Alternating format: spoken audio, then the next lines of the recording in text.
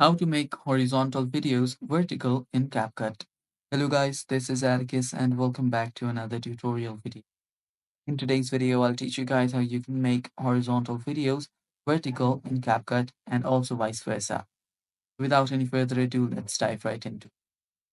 First step, create a new project for your CapCut. You can use any project from your CapCut itself as well.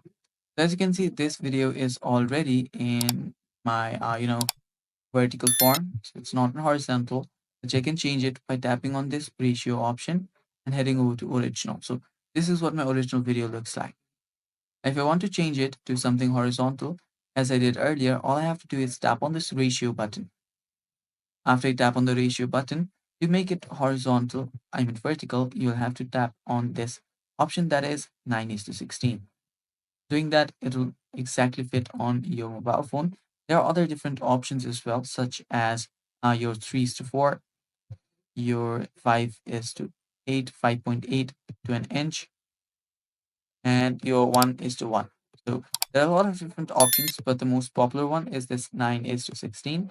And yeah, you can change it back to your original, or if you want to change something that is vertical into something horizontal, simply select this 16:9.